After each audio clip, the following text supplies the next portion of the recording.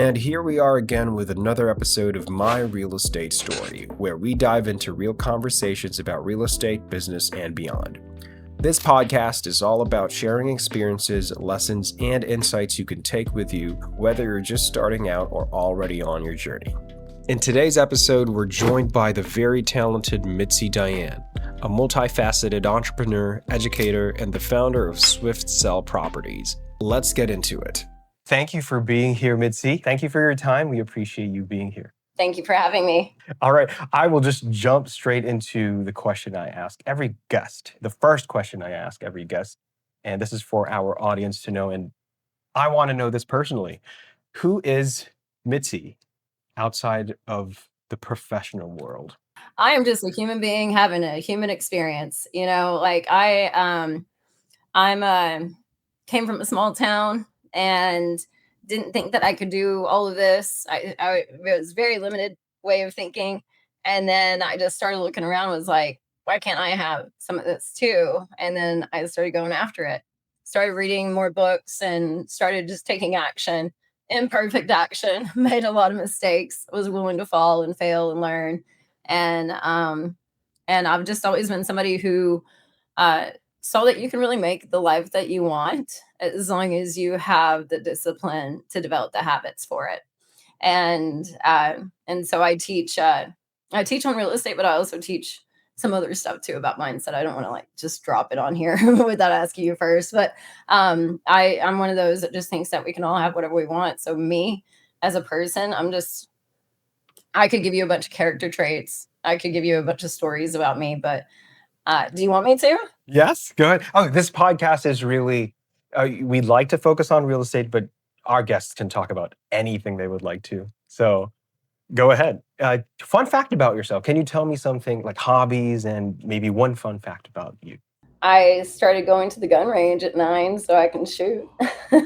And one time, one of my first flips, I actually used to buy houses and I would live in them and flip them myself. Those were my first few houses, and my first like real flip where I didn't actually live in it. I locked myself in it for 2 weeks and flipped it myself.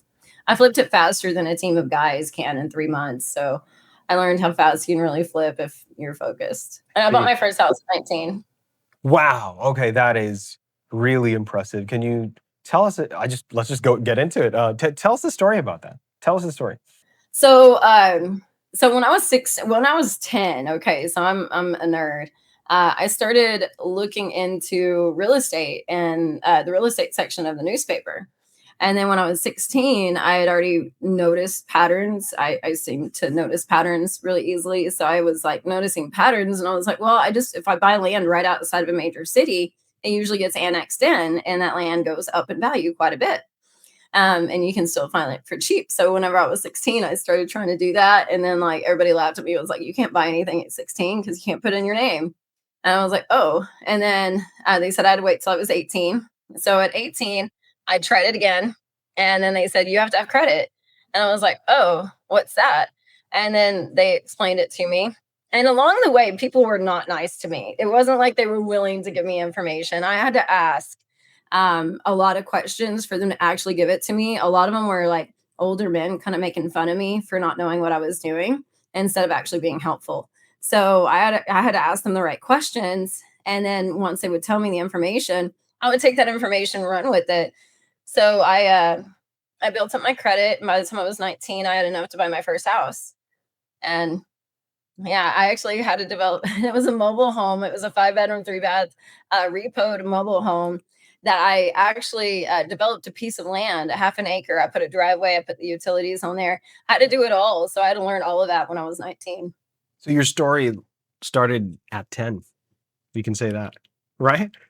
Yeah, reading the newspaper on real That's estate. Yeah. insane. Was it a natural thing for you? Like, were you always like that, or was it like an acquired, like talking to people, communicating, like putting the puzzle pieces together? Like what you say, you recognize patterns early, but Mhm. did you realize it was a gift or was it a skill? I think it was a gift. Maybe it was a skill I developed over time that I didn't mean to. But anything that I didn't know, I started trying to read about it. And And I didn't really trust my parents to know it. I didn't think they Like everybody. I was like, "Yeah, you're probably not the one to take advice from." And so I was reading a lot instead of asking my parents questions. Um, so I started reading encyclopedias. I started reading medical encyclopedias at 10. I started like once I realized my parents weren't the people to go to for questions, I started reading everything else myself. And my parents aren't stupid people. They're smart Yes. people, but they didn't do smart things. So I was like, not gonna do that. See. Well, so from 10 to 19, that was like, I guess that's the like a summarized version of your journey. From 19, what happened? Is it you kept doing that until you were like an adult? Yeah, well, so I was going to college and I was actually a pre-med major in college. And while I was doing that, I noticed other pieces of land. So I would buy a piece of land, I would clean it up over the weekend, and I'd resell it for like three times the amount. I also would flip cars. So I noticed Hondas and Honda Civics with the college guys. They really loved them. So I learned everything I could about them and I started flipping them, making like 10, making $1,000, $1,500 like here and there with these Honda Civics. And then I would even flip furniture. So I was just like a business kind of entrepreneur type mindset. Um, but I was trying to go to school for pre med, and then I changed it last semester for finance. And because when I saw what I would learn in medical school, I was a little disappointed. I was like, no wonder everybody's sick. Doctors only know medicine and surgery, they don't know how to Yeah. heal. And so, like, I was like, okay, yeah, this isn't what I want to do, is be just a medical doctor. So I got my degree in finance because they said that if I wanted to open up a clinic, that most doctors suck on finances, or they're bad at finances. I don't want to say any words I shouldn't say, but they're bad at finances. So I was like, okay, I'll get my finance degree. I did really well on some simulations where I was given like $500,000 and I turned it into 2 million within 4 months, twice in a row. And they were like, you should be a stockbroker. And so I was like, because I notice patterns. That pattern person. And I guess it's just the way my mind works. I've got a high IQ, so I think the patterns just come naturally. Maybe it's natural, and I also worked on it. I don't know. And then so I became a financial advisor and did that. And was in finance for 10 years. I managed over 250 financial advisors. I had to approve every investment in every account over 17 branches. So I know what people are making, like, and I know alternative investments. I had to know all of that because I was the compliance officer in the end. And so I was the one who had to make sure the SEC regulations were being followed Yeah. and all of that. So I got to learn a lot about investments that way. But while I was doing it, I was about to inherit a huge book of business and was going to be doing extremely well. And I just felt like before that happened, I was like, is this seriously what I want to do for my life? Because I want to take this on and not be the best person for these people. And I realized it wasn't what I wanted to do. This isn't the time most people back out, oh, you're going to make 300,000 or more a year. Here you go. And I'm like, no, I'm going to be a yoga teacher. And so I became a yoga teacher and a wellness counselor because I still loved pre med. So I became an Ayurvedic wellness counselor, a breathwork teacher, meditation teacher. I was learning all the other sides of health that most people don't focus on that actually does a lot to your health. Yes. And I help people with digestive issues and weight loss and infertility. So a lot of the things that people don't understand, I actually studied digestion and how the body actually works. And so people could be nutritionists, but they don't understand digestion. They Yes. understand food. I understand the body. So I was able to help people get pregnant and all kinds of stuff just through changing nutrition and lose weight easier, all that kind of stuff. So I was doing really well there. And then I was like reading Think and Grow Rich again. And I was like, why don't I do real estate full time? Why have I only been doing it part time? Because I never thought that big. I just thought that I could only do so much for some reason. I was like stuck in this programming of you just kind of, do what life gives you in a way. I didn't realize I could go after more. And so I was just like, why not try it? I went to a real estate networking event. I hired my first mentor within 2 days. Damn. And within 23 days, I made my first $50,000. And I was like, I think I can do this. And then within my first 6 months, I made over six figures and was like, I'm totally doing this. And so then I just for the last 10 years have been doing real estate full time. And that's, and I also, because I see patterns, and I have my experience in finance and everything, when I saw what was going on in the market like 3 years ago, 3.5 years ago when it Yeah. started, I was like, I'm going to shift because real estate's about to take a hit. I even did a post on it and I had all these people like, you're just trying to be a guru. Real estate's still going high. Everything's going great. And I was like, give it 6 months. And if I'm wrong, I'm wrong. I wasn't. I was right. Interest rates went up. House prices started going down. Houses started getting harder to sell. And I had already shifted into mobile homes. So I was still selling. And so I shift before everything else does. Because when I was financial advisor, we noticed that if you move when the news comes out, you're already late. Yes. You're 36 months old at least. So you can't act off that kind of information. You have to act off the patterns you're seeing, not hearing. And um, so yeah, so I've been doing mobile homes, flipping mobile homes on land, owner financing mobile homes in parks. Actually, that's what I noticed is Yeah. most people were sending me mobile home leads in parks, and at first I was like, I don't want mobile home leads in parks Yeah. because like I don't own the land. Why would I want that? Yeah. And but I was getting so much that I was like, well, is there something here that I need to look at? And there was.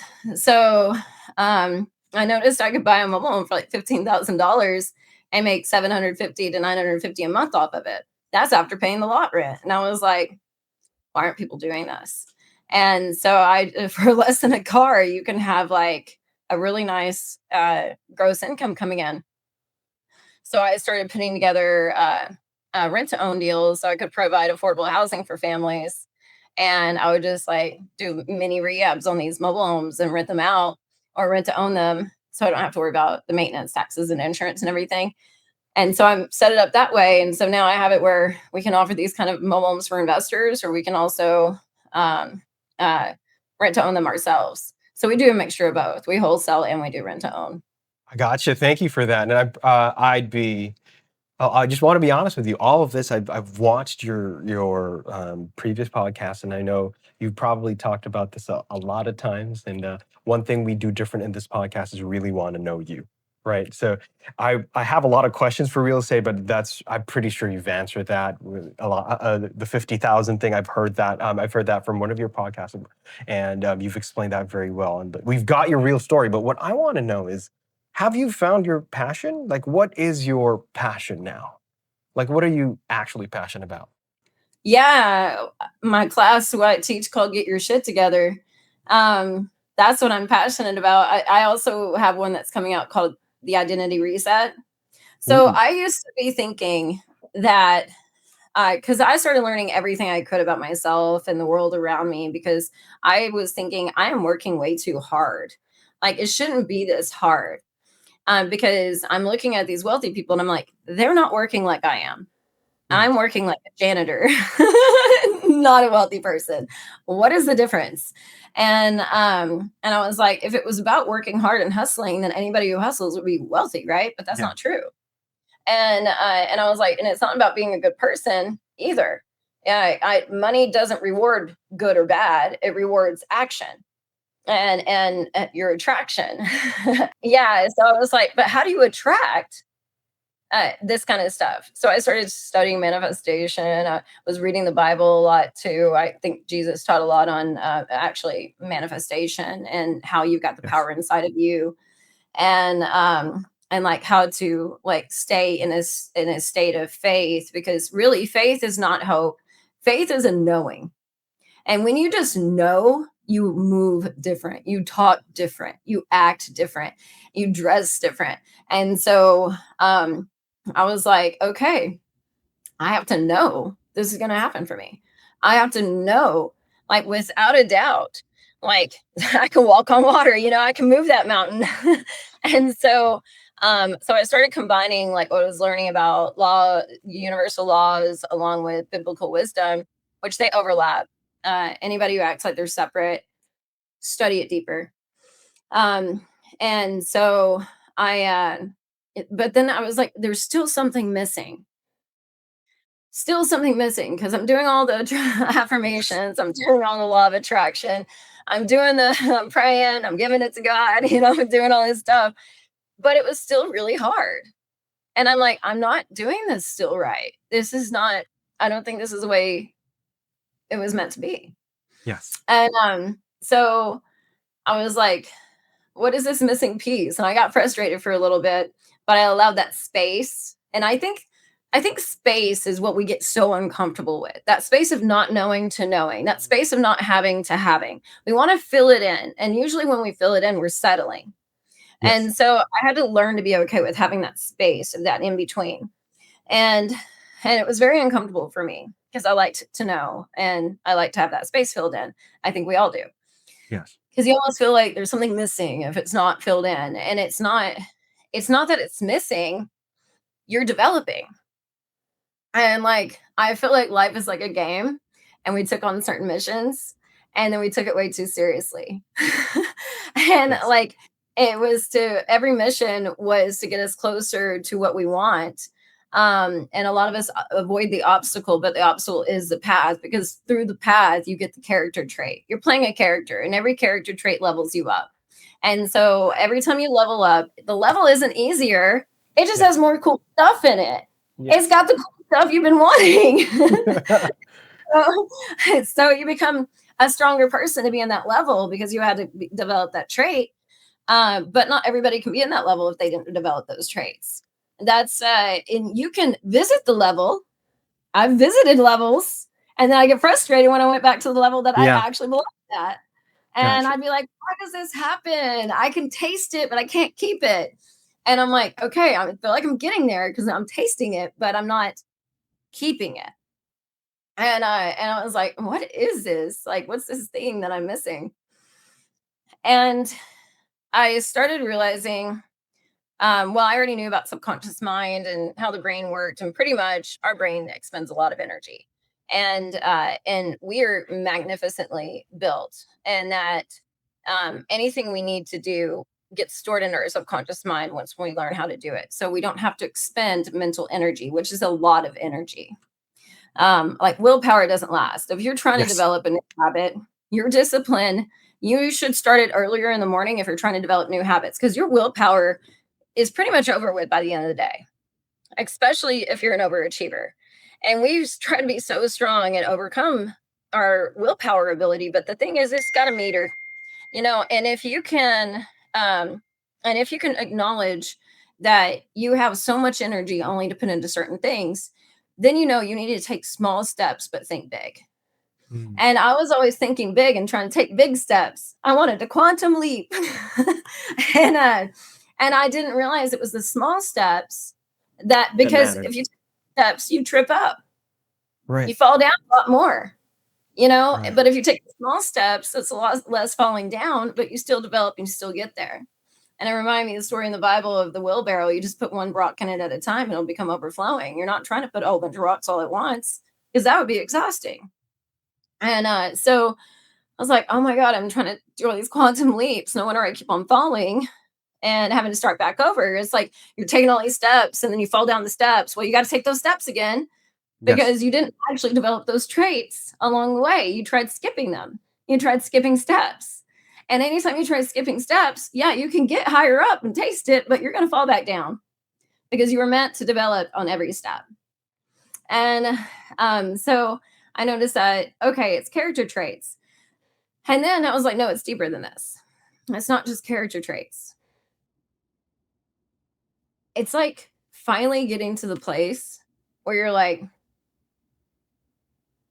I am this metaphysical soul inside of this physical body having an experience. And all of this other stuff actually doesn't even matter. And I've been taking it way too seriously. And I was like, Wow. who am I? Who am I? I have the energy of all that is flowing through me at all times because God's flowing through me. Breath is coming through me. So, and I'm not trying to impose God to anyone who's not comfortable with that. I know some people Yep. have had religious trauma. I'm not even talking about religion. Yes. Um, and if they need to put a different word to that, universe, I don't care. Some people care. I put whatever word you need to that. Yes. I just don't want the word, what the message is, to get lost because of any traumas along the way. But even traumas, was something else I learned. We're like a vessel with the energy of all that is flowing through us. And we're supposed to allow everything to pass, to flow through. Like we're like an electrical wire, but we're worried about the electricity coming. Yeah. And you don't have to worry about the electricity coming. And we think too much. And so, but sometimes something happens to us that we can't quite digest. We can't process in the moment. So what happens, and I'm sorry, I talk with my hands on my computer, is like, oh, let's follow her hands. But No, go ahead. we we have this, we have these things that happen and come through us, and we can't digest it. So we don't let it flow through us. We hold on to it. So if you're looking at it as like a little vessel, a little vessel, well, now you got a little piece stuck here because you couldn't hold on. You're becoming emotionally constipated, is what I call it. And another thing is around, and it piles up and it piles up. The problem is God can't get to that area because you're blocking it. So the areas that seem harder in your life, you probably have something that's accumulated on the side that you haven't let go, that you won't let God touch yet. And so I think we need some Drano sometimes and learn how to let go, how to surrender, not to try to dance around your traumas, but to face them so that you can learn how to digest it. Because avoiding it is going to make you live in it. And so like, and live with it, because you're trying not to chip away at that little accumulation starting. And every time you avoid it, I think it accumulates and gets bigger. So it's like, you actually have to face it, but it's not facing it in the way that most people think. It's just like finally letting it go and not letting it have the power over you anymore. And when you're an adult, it's easier to process the things that you couldn't process as a child, if you're willing to think outside of the way you normally think. And that can be hard. So it's bringing awareness to the areas you're limiting yourself in the way you think and the way you feel, because I feel like our emotions, so there's a difference between emotion and feeling, and that's something else I learned. But our emotions are a physiological event. It runs through our body. It's a hormone that gets dropped down. Thought or a subconscious thought cause a hormone to drop into your bloodstream. So an emotion literally just can last like 15 minutes. Now, the conscious processing of that emotion is a feeling. Yes. A feeling can last a long time. Now, your feeling, and this is why even just Jesus said you got to be careful with your heart, protect your heart. Because a feeling, whatever you have in your heart, it comes out. Like that toroidal field, everybody just kind of looks at it as energy. I'm like, no, it's a projector screen. So, so it comes out of your heart and then it filters everything in front of you with your own projection. So you don't see the world as it is, you see it as you are. And so, and then it comes back into your head as, yeah, reiterated my belief. So I'm going to keep on feeling this way because every time I consciously process an emotion, I'm going to feel this way again. And I'm going to put the filter out. I'm going to see it again. And then it's going to reiterate my belief. And the reticular activating system is like, yeah, anything you want to believe, I'll show it to you. I got you. And so we're telling ourselves what we want to see, but nobody stopped us and told us that. And nobody said, hey, be careful on how you feel. It's okay to have your emotion, but be careful what you choose to feel. And think, because your feelings actually come from your thoughts. So do your emotions. And a lot of them are subconscious. So only 5% of the time are we acting consciously, because the mind gets tired. The brain gets tired. So this is why we have to have the subconscious mind, is so that we don't expend so much mental energy. That's why we have to take small steps to develop habits. We can't quantum leap because we're trying to rewire too much all at the same time. And you're going to fall back. You're going to like short circuit, you got to allow the process to happen. But when you take the smaller steps, the process actually happens faster than you imagine. And really, whenever you stop trying to force things, because in this emotional space, and guess what? Like, and I'll tell you this other stuff, but Yeah. in this Go ahead. emotional and feeling space, this is how we experience life. Every human being, I don't care if you say you're not emotional, this is how you experience life, is through your emotions and your feelings. It's how you feel it. So, how we choose to think is so important in our state of being. And we didn't always control the way we thought, because we came in with an open mind, not Yeah. very, we didn't have our analytical mind developed yet. So anything anybody threw at us, we had like this fertile garden, and everybody threw seeds at us and they all took. And our ego is like the farmer farming that land and making sure, because it thinks that whatever took was needed for your own survival. So a lot of people say kill the ego, and I'm like, no, don't kill the farmer. He's only been doing what he was supposed to be doing, and that was keeping you alive. And instead, work with the farmer. So this is where the nervous system comes in, and this is where I realize it all really comes down to your nervous system. It's the transmitter and it's the receiver. It's your brain, it's your nerves, it's how you feel physically and emotionally. It's everything. So you have to understand your nervous system. You Yes. like, and you have to understand there's a masculine and feminine side to it. Like, and when you marry the two and become one, then you become strong. Because you're not freezing, you're not fighting, you're not flighting, you're not fawning. You're present, and you can see things for what they really are, instead of the illusion of what you've made up along the way and other people told you. But how do you know when you're in illusion and when you're in truth? Mm, mm. It's your emotions and your feelings. So the worse you feel, the less you're in truth. Yes. The better you feel, the more you are actually aligned to truth. Alignment feels good. Disalignment feels bad. And so whenever you have emotions of like pride, anger, fear, grief, sadness, which is all okay emotions. Some people are like, those are negative emotions. Don't have those negative vibes. I'm like, oh my God, quit this bypassing, guys. We are human beings. We're going to have all these emotions. I don't care how much you think you're developed or spiritual, or you've meditated for 40 hours this week. Like, it's not about bypassing. It's about being in the moment. That moment has a gift for you, every moment. And so so it's like, if you're sad, be sad. But the thing is, accept it. Accept the sadness, and it puts you back in a higher vibe, just alone, just the acceptance of it.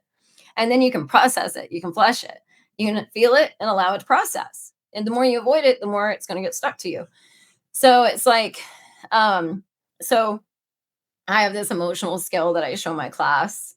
And but anything courage, when you do it, even though you're scared, neutrality, willingness, acceptance, reason. Those are the areas that illusion starts disappearing. This is when money starts staying around. Anything pride and below, especially fear and below, homelessness, being broke exists. Health issues exist down there. All of this, because that's not where we're supposed to be. It's supposed to feel, it feels like your own hell.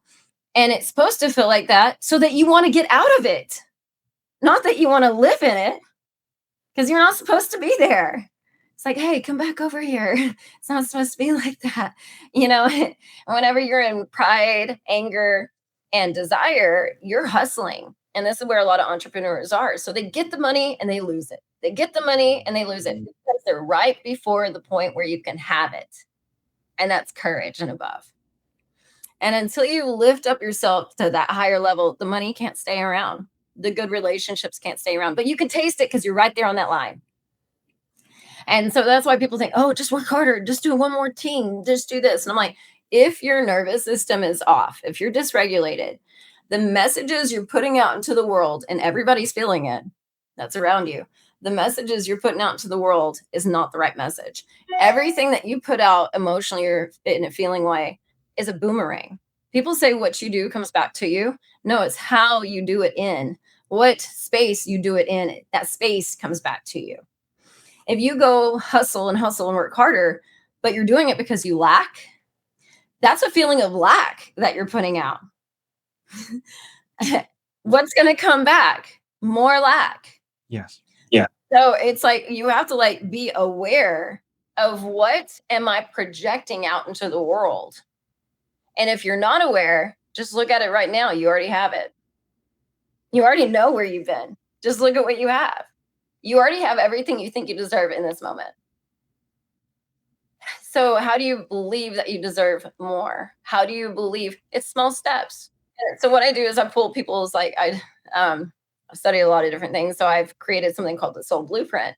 I pull people's soul blueprint. It's very people have cried when they read it. They're like, oh my God, I've never felt so seen and heard. And it tells you where you're starting and where you should be and what lessons what missions you'll have along the way. And then I can even pull if your relationship is going to be karmic or not. And I've been right every single time. So like, it's crazy accurate.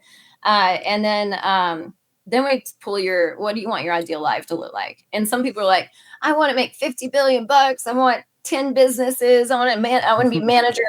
Really? Do you really want to know? Do you really want that? Okay. When you wake up, what does it smell like? What does it look like? What does it feel like? What's your room look like? What are you doing next? Is your family next to you? You know, like, okay, now when you get up, what are you doing next? All right. What does the day look like in your ideal life? And who do you naturally need to be to have it? Naturally need to be, not a forced, because you can't force this stuff.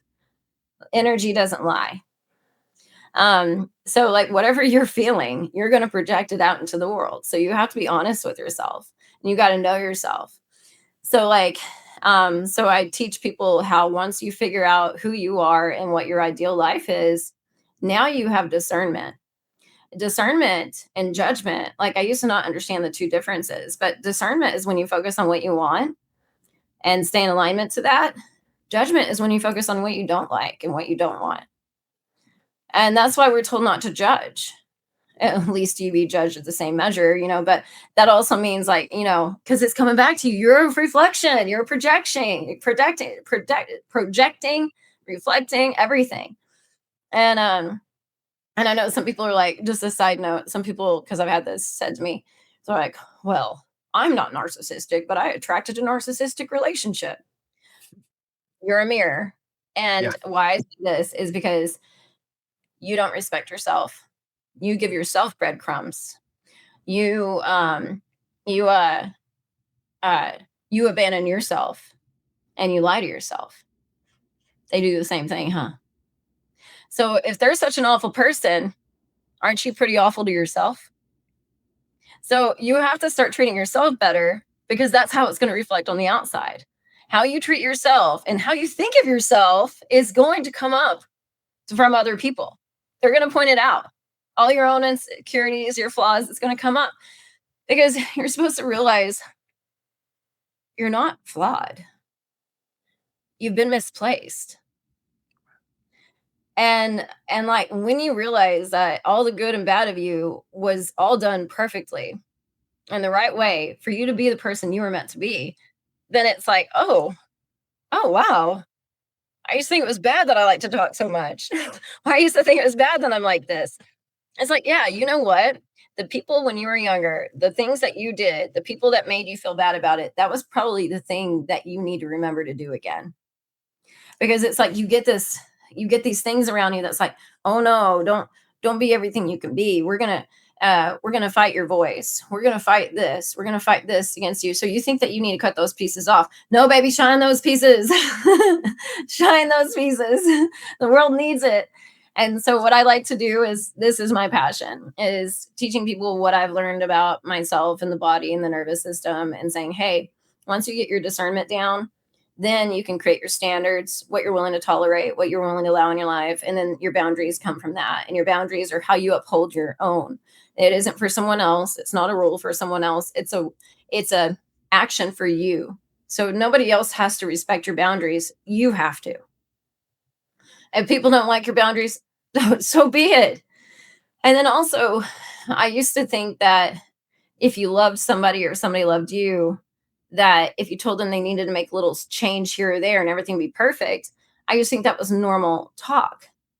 Now I realize there's some nuances to it and complexities, Yeah. of course, but we have to just take people for what they show us and accept them completely where they're at, not their potential. And then we get to decide with that data, because everything is information and data, our feelings, our emotions, Yes. the way people act. And we get to choose what we do with that data. And you get to choose. And the hardest part is when you love someone or you actually really enjoy hanging out with someone and you realize you have to let them go Dang. because they're not part of your ideal life. And I think that it's the pieces that like where we kind of fight that, we force it. Anytime you notice yourself forcing or fighting anything in life, take a step back in self-care. Take care of yourself. Don't act in that space. If you're in the emotions of pride and below, those are not bad emotions. Those are times to reflect and self-care. Don't act outside of you, just act for yourself. And then feed yourself until you bring yourself back up. And then that's when you come back to action because it's all a boomerang. And anytime that it's not feeling good, you've got to reflect and you got to take care of yourself. And that's something I've learned. And I like to share all of that because it was pretty powerful for me. So many things impacting one, and I love it. This is exactly, for me at least as the host, we call it my real estate story, but really, I say it in the intro, we like to talk about real estate, but our guests can talk about anything, and I love this. And you're going to see it in the later episodes, like it goes, it alternates. Some would talk about their advocacies, helping disabled people, and others were talking about motivation. So I love this. So if I were, the marketing side of me is like, it's firing up. I would say your passion is mental life and soul maximization. If Yeah. that's, I believe that's it. And the beauty of what you're saying is something I haven't mastered. I'm learning a lot from you, but I'm also a kind of like a technical guy. So I'm in real estate as well, and I believe in science as well. But I believe in God as well. I'm a Christian as well, and that's one thing is like But I also believe in like I like that you incorporate the science of it. Like it's all in the nervous system. Andrew Huberman. I'm not sure if you're familiar with him, but I listened to the Huberman podcast, and it's like it's true. It's the nervous system, but there's also that that in between that you were talking about. Sorry, I have to ask you this because this caught me off guard. With everything you've done, and with all due respect, just professionally, you look so young, and you've done so much, and you referenced gaming, video games. Did you actually have time to play video games with everything you've done? No, actually, when I was younger, I had Nintendo, if that tells you how old I Me am. too. Nintendo. And I got a Nintendo and never got another video game console after that. But I've always been busy, like just like learning about life or playing in nature. And I feel like if you just walk around in nature and play in nature, it actually teaches you a lot about life too. And I just like to observe and just notice the messages I'm being shown. Um, and I really yeah, so no, I could go on. Where'd you get that? Where'd you get that? That's genius. Like, where'd you get that analogy? Like you're very technical with it as well, like the leveling up and the new gear. Without playing video games, where'd you get that correlation? I'd say. Well, I still played Nintendo. I remember fighting Bowser and like, having to get my feather and flying up and having those other cool levels. If you gained other stuff along the way, you got to go fly up and get all the coins, I remember all that stuff. And I pray a lot and like I ask God to give me wisdom. And so at times I think we all get this, but we get an idea that didn't come from us. We get like this little, I call it like a God sprinkle, and you get like an idea or you get some clarity about something that you've been asking about. And one time I was sitting there and it was like, I was like, oh, it just like showed to me that um, this isn't something to take too seriously, that it's just a game and you've been gifted this experience. And would you even play a game if you didn't have any challenges? Yeah. Yeah, it's the challenges that make it fun. And we're taking it Yes. way too seriously in this game right here. And it was like, be happy that you've been gifted this experience. You wanted it. like, and that's kind of the message I got. And I was like, I don't know if I wanted this, but at the time, but I was just like, okay. So it's kind of more like I don't know, like kind of like a download of, this is just a game. You're just taking it way too seriously. You're taking it like, and you're also like a lot of people, and I did it too. I thought you pray and you give it all to God. Yeah, you have to act on it too. Yeah, you have to do your part. There was this joke about this lady that wanted to win the lottery, and she just kept on praying to win the lottery. And then one day there was some thundering, and God says, "Play the lottery." She didn't play. Okay. Yeah. A lot of times we're asking for things that we're not willing to put the action behind. And that's where the physical comes in. Like there's the metaphysical, the energy, which is our soul, our connection to God and everything. And then there's the physical, where we're here on earth in a physical body. You have to marry the two. And metaphysical is like the feminine, the physical is like the masculine. Everything has masculine and feminine energy into it. And when you notice because I study a lot on that too, and you can actually see where your own masculine and feminine are off by looking at the relationships, the intimate relationships you attract. And like if you attract a masculine woman while you're a man, you probably display more feminine characteristics. And you're being taught to balance that more inside of yourself.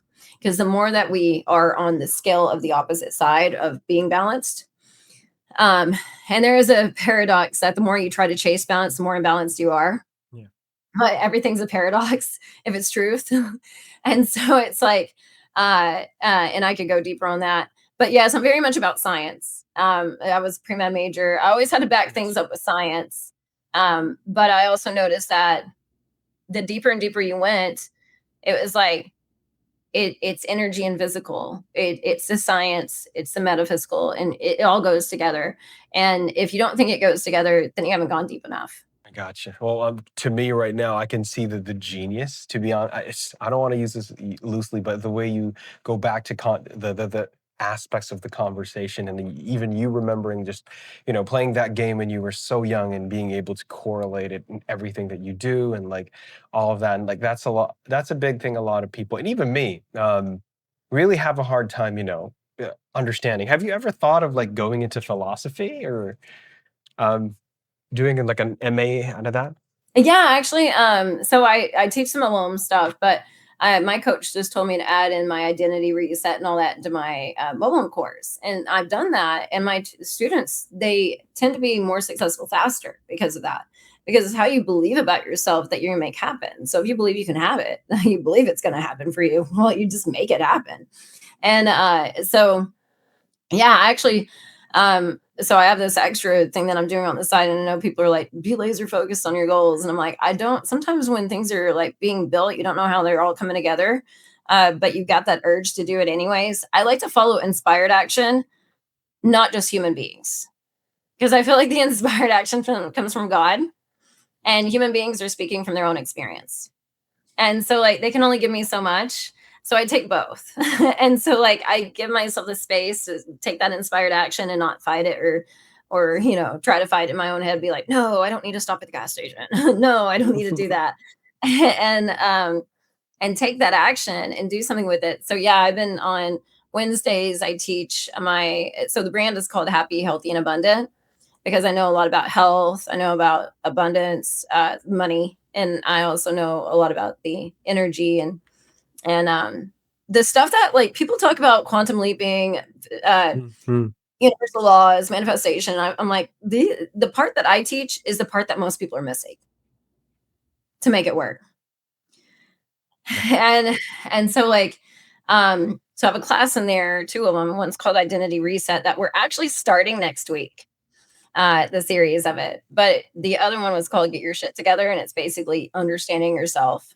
That the moment that you're like, I need to get my stuff together, like that's probably when you should be taking my class and or getting into it. But yeah, I would my passion and I really feel like it will eventually go more towards this way is this. Yes. Um I don't know why I went through all this and gained all this wisdom if it wasn't for me to share it. Thank you so much. It's out there, and I can see. So the Get Your Shit Together and the other classes that you mentioned, what was that? Get Your Shit Together and Identity Reset. That's all under Happy, Healthy, and Abundant. The Body Reset. I can see it here right now. I'm searching it now, but yeah, this is amazing. This is amazing for the podcast, and uh, I like the terms that you're using. They're very palatable, and yeah, it definitely goes deep. With this short conversation we had, it definitely goes deep, and I like that. Baby steps, but be ready to take all the steps. All the small steps going deeper into it, right? So that's the beauty of that, and definitely would like our audience to check it out. Now, you mentioned you have only 45 minutes, and I want us to be on time with that. I have one more question for you. Well, actually, two rolled into one. So, what is your take? And this is I guess, my impression, or let's say analogy of you, and one thing I want to learn from you. You are not only a jack of all trades, but I think you are mastering all of the trades all at once. Of course, I want to ask, how do you do it? But rather than asking you how do you do it, I want to ask your thoughts on it, or how you feel about it. Because, we're taught to be a master of one. Don't be a jack of all trades. And I think people are learning more that that's not really a good idea to do. What's your take on that? Jack of all trades, master of none, or just master of one? Well, the whole phrase, I forgot what the whole phrase is. Oh, a jack of all trades is a master of none, but oftentimes better than a master of one. I wanted to be a jack of all trades. That's just the way my mind works. I actually feel like I'm in a prison if I'm only focused on one thing. I know that sounds weird, but I feel more like myself when you give me more than one thing to focus on. I feel like I come to life. And I was like, well, I know that works for this person, but it doesn't work for me. And so I still would do little things on the side, and my mentors would be like, Mitzi, laser focus. And I'm like, I can't do this. And I'm like, I've got too much in my mind. But I think it's like the small steps. Like, of course, I didn't learn all this overnight. It was just like a little over time. Like, I don't I'll listen to a lot of podcasts. I read books, I do all of that. But the most that I've learned was just sitting in nature and sitting with myself, and praying, and listening, willing to listen and see what's brought to me. Because it's funny how God works. God will bring somebody that has nothing to do with anything that you're doing to a coffee shop, and they'll just say something to you that fits the little piece that you've been missing. And you're like, and the person doesn't even know that they were a messenger, and like, I feel like those are so profound. But I went through a lot too. I went through a lot. And so, like, instead of choosing to be a victim in situations, I wanted to understand. I want to understand why people were the way they were. I want to understand why those situations happened. So I looked into more of, like, the energy behind things, and it was like a little thing after another. And it took a lot of breaking down my own beliefs to actually be able to be so open-minded. Because if you had told me about energy stuff, like when I was in high school, I'd be like, you're a devil work. So I think it's kind of funny, like, the progression. And just knowing that I have a lot more compassion for people too. When somebody is talking that way and thinks, oh, all you have to do is pray to God and give it to God, and you just sit back and God will do everything for you. And I'm like, oh, that's cute. But that must be nice to have that kind of cop out where you have no action on your own and no accountability. And I think a lot of people use religion to lack their own accountability in their own life. Yeah. And I'm not saying that religion is a bad thing. It's great for community, and human beings need that community. But and I'm not against it at all. I just feel like there were people who misuse it. And and also, so it was like, just I know I'm rambling a little bit, but when it came down to it, the intention on how I became a master of all this stuff was just to understand myself and understand the world around me and understand the people around me better. Because I never wanted to hate anyone, no matter how awful they were or what kind of awful thing they did. I never wanted to hate anyone. I always wanted to have the space to still love, with my heart, because I think a loving heart is an open heart. And I think with an open heart, that's how you get abundance and you get the life that you want. And I think with a closed heart is where you feel like you're in hell. And you can blame that on other people. You can play the victim, but that's not going to help you.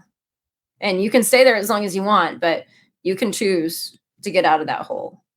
And so like so the intention was really just to understand that, and it just taught me a lot about a lot of other things. That's good. And I think this is a really, I don't want to say a deep dive, but I really got to know you in a way that it's like you learned a lot of people with that question that I asked, jack of all trades, master of one, how do you do it? A lot of people want that technical answer, right? But we got the answer that I think that's the truth, where it's calm. You got the answer from calm body, active mind, right? Versus active body, calm mind. And that's like a lot of people overlook that. That's amazing. And like, I know I said that I was going to roll the two questions in one, but now I'm going to roll it. The last question, if you have just one statement to give to our audience to encourage them, whether it be for real estate. And I think it's a true inspiration what you've done. Of course, not a lot of us can do that. We're hoping we can, or we can, but like we don't know how to do it yet, right? We don't know how to do it yet. What would be your statement for anybody in our audience? Again, looking anybody who's trying to grow their business, improve themselves, tackling a big project. What would be your statement of inspiration? And how do they reach you? Can you tell us how you can reach you? Everything that you've ever felt like you've wanted in your life, all those desires, were actually a preview of what you are supposed to have. And it's supposed to be even better. You actually are only seeing you're seeing a tip of the iceberg of what you're supposed to have if you get into alignment of who you really are. So keep going, but it's not about working harder. The hard work is inner. And then it's going to make the outside work easier. It's going to feel like a game. It's going to feel like play. And if you don't know how to do that, check out my course. Check out my school group, Happy, Healthy, and Abundant. And I've got some classes in there, and I do a weekly live Zoom call. And I actually keep the group pretty cheap because I want this message to get to a lot of people. Thank you very much. And I don't want to take any more of your time. And that was wonderful. Thank you very much, Mitzi. Yeah, thank you. So Happy, Healthy, and Abundant. And if you want to reach me, check out Mitzi Dyane on Facebook. I'm in a black dress, Mitzi Dyane. And you can also message me there. Thank you so much. So that brings us to the end of this episode of My Real Estate Story. Big thanks to Mitzi for taking the time to share her story and perspective with us.